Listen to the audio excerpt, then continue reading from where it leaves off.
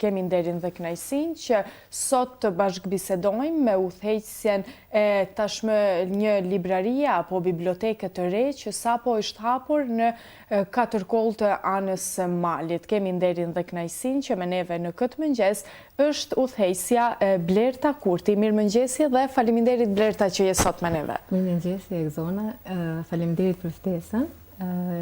Jam shumë e lumtur që jam këtu si gjithmonë.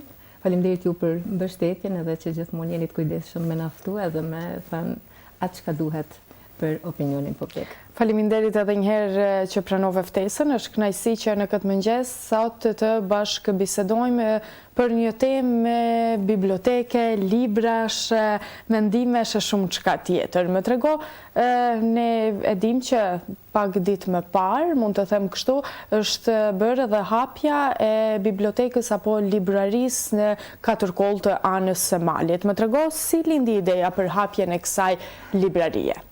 Duke di që një kohë gjatë nuk kemi pas një librari ose një bibliotek saktësisht, ndoshta 5-6 vite nuk ekziston më faktikisht, ekziston kështu, por nuk ka qenë në një funksion, ndoshta. Po, nuk ka qenë në funksion, edhe duke di që sidomos rrethina e anës së Malit nuk ka pas një librari, ka si një ide për të hapur një gjë të re. Ndoshta jo për të qenë vetëm një librari ose një bibliotek, por për të kryer edhe shumë funksione tjera që ndoshta lexuesit, komunitetit ton i bën mirë. Kështu që ideja, unë du edhe t'i falenderoj në këtë mëngjes Shkelzenin edhe Laartin. Ideja ka qenë e tyre dhe dal nga dal atë ëndër e bën realitet, edhe unë jam shumë e lumtur që sot ne, domethënë, ekziston edhe fizikisht e jo vetëm në ëndra ajo librari. Është një gjë e çmuar dhe një diçka shumë e mirë që është mirë që gjithë secila pjesë apo krahinë e qytetit ta kenë një pasuri, mund të them kështu, të një shtëpi të librit, mund të them, ashtu siç e quani edhe ju. Më trego çfarë do të thotë kjo bibliotekë për komunitetin lokal? Do të thotë shumë. Unë jam rrit faktikisht me një ëndër që të kemi një librari, të kemi një diverzitet ndoshta, se normalisht ka ekzistuar një bibliotek, po ashtu është edhe në shkollën fillore biblioteka, por për qenë diçka më ndryshe, për të ofruar diçka më ndryshe, mendoj që edhe Brezim, po mendoj që akoma ka njerëz që lexojnë edhe pavarësisht digitalizimit, edhe pse mund t'i gjesh online, edhe pse ka shumë forma të ndryshme për të lexuar sot, mendoj që kjo gjë i ka mungu anës Malit. Edhe absolutisht se kjo nuk se po kufizohen apo them vetëm ana Malit, mund vinë kur s'dojnë. Domethënë ajo është për gjithë neve, edhe mendoj që shqiptarëve në Malzi këto gjëra ju duhen sa më shumë. Si e sheftin nga këndvështrimi yt, me që më tregove që format e leximit tashmë janë bërë në dimensione të shumta që mund të preken dhe lexohen nga ato që kanë dëshirë për ta zgjeruar atë diapazonin e tyre, por e sheh që është më mirë ndoshta të lexohet ai libri online apo të preket dhe të lexohet kështu? Unë personalisht jam shumë e prerë sa i përket kësaj gjaje, si një lexuese e rregullt e dashuruar në libër. Unë kurse si nuk do mundesha të them të më zëvendësoj domethënë një gjë online me ato fletat që përcjellin një emocion që faktikisht ti aty zhvillohesh gjatë kohës që lexon, se ti e sheh më ndryshe, normalisht e sheh më ndryshe atë çka autori ka dashur me thonë ose me e shtjellu, kështu që unë jam kategorikisht me pjesën pro që me lexu një libër është pasuri. E vërtet, shumë e vërtet. Sa kohë ka zgjatur përgatitja për hapjen e kësaj librarie apo biblioteke në anë? Ndoshta jo dhe shumë gjatë. Normalisht janë gjëra teknike që nganjëherë edhe bllokohen edhe. Por rreth 5-6 muaj diçka e tillë, pastaj derisa është bërë furnizimi i librave, gjëra të tjera, domethënë ka zgjatë pak, por që më rëndësishme që sot e kemi. Kjo shtëpi e librit, çfarë fondi ofron aktualisht? Për momentin ka, domethënë nëse i referohen në zhanreve, ka zhanre ndryshme, ka romans, ka histori, ka vjesha. Autor të vendit? Ka edhe autor vendas, kemi edhe autor vendas, megjithatë unë bëj thirrje sot në këtë mëngjes që aty jemi, ne presim akoma më shumë se ne falë Zotit ne jemi shumë popull që ndoshta dvogël në numër këto në Malzi, por që kemi njerëz që edhe shkruajnë edhe që bëjnë gjëra të bukura. Autorët vendit mendoj që do lajmërohen edhe do na bëjnë dhurat për shtëpinë tonë të librit, kështu që jemi akoma të hapur, por i kemi disa. I kemi, së fundmi kam pas dhurat edhe nga zotëri Esad Mehmeti, librin e tij, pastaj edhe disa libra të një mikut të tij, gjithashtu du të ceki edhe zotëri Hayreddin Kovaçin që na ka dhuru disa libra, kështu që besoj që do ketë edhe tjerë që do na i sjellin. Ju si udhëheqëse tashmë e kësaj librarie apo biblioteke të sapo hapur në qendër të anës së Malit, më tregoni sa jeni e kënaqur deri më tani me vizitueshmërinë e kësaj librarie? Nuk du me tingëllu si lokaliste, se nuk jam, por realisht e kam ndje, e kam dit edhe kur e njeh, domethënë zonën tonë e din se ka me pas njerëz që interesohen. Unë jam shumë e kënaqur, ka pas shumë njerëz që vinë, pavarësisht se ne akoma kemi disa gjana pa i çunë vend, pa i qartësu se si do shkojnë edhe ç'a do bëhet. Ka shumë njerëz që vinë, pyesin edhe kërkojnë hapësirën për më ulë edhe me lexu një libër. Jam shumë e lumtur edhe i falenderoj jashtëzakonisht shumë. Ajo është kryesorja kur të tjerët tregojnë një interes për diçka të hapur, por edhe më tepër, siç është kjo shtëpia e librit, pse jo? Absolutisht, po. Cilat janë synimet kryesore të kësaj biblioteke? E zonë të edhin që unë merrem me artë dhe dashuroj pafund këtë pjesë. Në idetë e mia ka shumë gjëra që normalisht do i lejnë surprizë dhe nuk du me i shpalos gjitha. Po them ato gjërat që janë më kryesore, që janë ndoshta edhe më dëgjume, normalisht ne presim kush ka dëshirë me bë një perorim libri, duket mbrëmje letrare.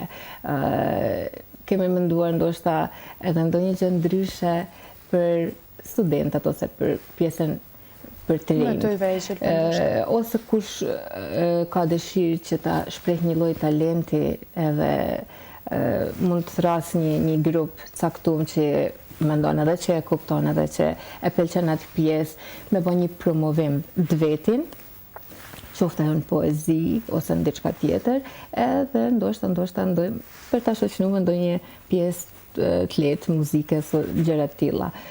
Por, çka kemi edhe një gjë tjetër që du ta theksoj edhe du t'je bëj me dije gjithë bashkëvendasve, sot ka shumë që punojnë online. Ne nuk e kemi mendu thjesht vetëm për perorim librave ose aktivitete kulturore, por edhe për këtë pjesë që njerëzit vinë të shfrytëzojnë ambientet e librarisë. Për të punu, për të lexu, edhe për ta shfrytëzuar atë kënd që ne e kemi paramendu domethënë si pjesë e tyre. Nuk është tani se është okay, është shtëpia e librit, është bibliotekë librari, edhe po marr një libër edhe po iki, mund ta shfrytëzojnë hapësirën që është aty, edhe kjo është do ta quaj një ambient ngrohtë, të dashur, i qetë, mendoj që kjo diçka që i ka munguar. Diçka që i ka munguar edhe që do doja t'ju them që dera është e hapur për ju të gjithëve. Ajo është kryesore. Më trego si mendon që do të ndikoj kjo bibliotekë librari edhe nga të rinjët, ndoshta? Unë shpresoj shumë, dhe prandaj dhe jam shumë e lumtur, edhe nuk du ta ulat entuziazmin tim që jo po s'do ketë, jo po. Unë shpresoj shumë që të rinj do vinë e do gjejnë veten në hapësirat tona. Kështu që a ka interes nga të rinjët? deri tani? Ka. Ne momentalisht akoma nuk e kemi bërë faqet në Instagram, Facebook, në rrjetet sociale. Së shpejti do jenë gjitha, por në llogarinë time personale shoh që shumë pyesin kur jeni, si është orari e Ajo gjëra është me e rëndësishme kur ka interes, patjetër. Më tregoni, a planifikoni ndoshta edhe bashkëpunime me institucione tjera, siç janë edhe shkollat fillore, ato të mesme, ndoshta edhe për ato më të vegjël? Shumë e vërtet, nëse është diçka që në Zanafil duhet të kontribojmë, ata janë më të vegjëlit tanë. Po. Edhe ne normalisht e kemi një kënd që është për fëmijët, por kjo nuk do të mbaroj këtu, jo vetëm për një libër, jo për shit një libër ose për të huazuar, të lexuar, por edhe për aktivitetet tjera.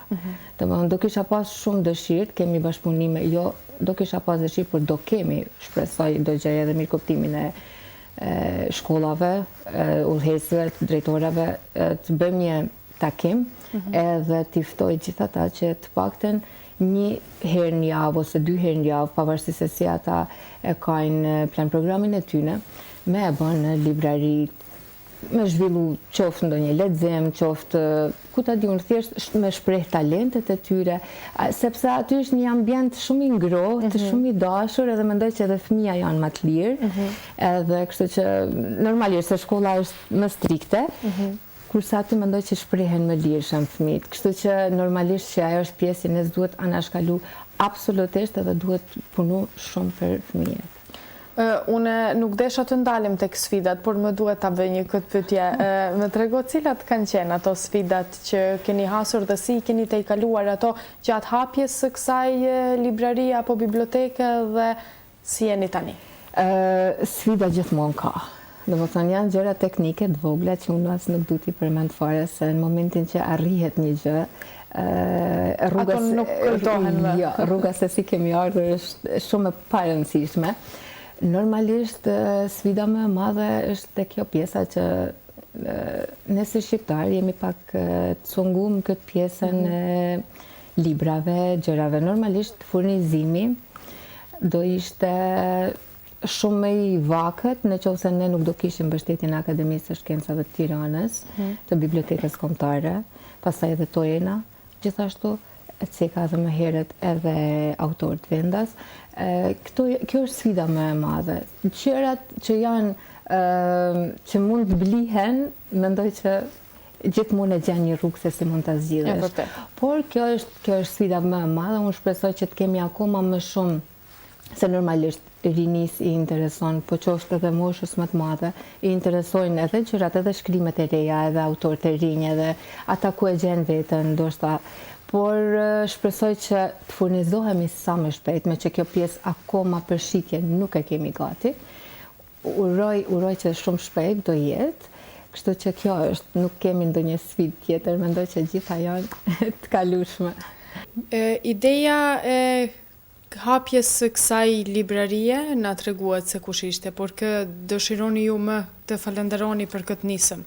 Përveç Shkelzenit edhe Leartit, domethënë që e kanë ideu, normalisht nuk mund të realizoj këtë projekt pa mbështetjen e komunës dhe Këshillit Nacional Shqiptarëve, që do i falenderoj pafund që u bë realizimi i kësaj librarie, i këtij projekti, që kjo librari të marrë jetë dhe të marrë frymë në vendin tonë.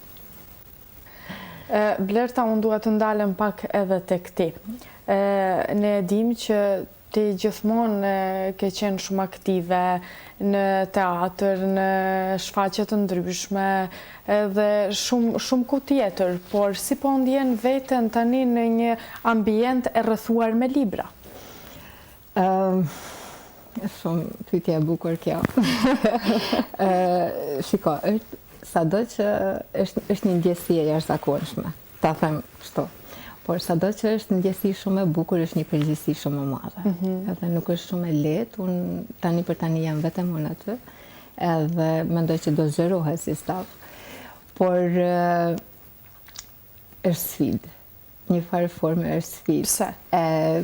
Po nuk e di, duhet të jesh shumë vigjilent, duhet dish shumë se Se shiko, bota e artit është diçka tjetër, edhe unë mendoj që aty nuk kam një skenar. Edhe pavarësisht se ekziston skenari, regjia, gjitha këto, kur del në skenë, domethënë gjitha ato Bien poshtë.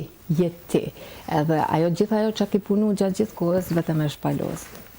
Kurse këtu është pak më ndryshe, është përgjithësi pak më ndryshe, por gjithsesi unë mendoj që doja dalë në këtë aspekt, edhe sfida ndoshta më e madhe është ajo se si të funksionoj. Edhe a do jem unë një pikë të paktën që ti ofroj njerëzit sa më shumë, qoftë me atë ngrohtësinë, qoftë me që ata të ndjehen më komod, jo që të vinë për blerë, nuk e them këtë, po çështja është komoditeti. Unë mendoj se unë jam shumë komunikative, shumë e hapur, edhe mendoj që do kem një interaktivitet shumë të mirë me gjithë, por shpresoj që ta bëj sa më mirë këtë punë që ma kanë vendosë. E sa i përket artit, pastaj ajo është diçka tjetër. Mund të presim ndonjë gjë të re nga arti sa i përket nga pjesa Bertës, apo nuk do na shpalosësh? Shumë shpejt do kemi diçka. Ne të urojmë shumë suksese në të gjitha këto gjëra që po bën, posaçërisht në librarinë apo bibliotekën që tani sapo është hapur dhe ti je në krye të saj si drejtuese. Të urojmë shumë suksese dhe një punë të mbar. Shumë faleminderit tek Zona.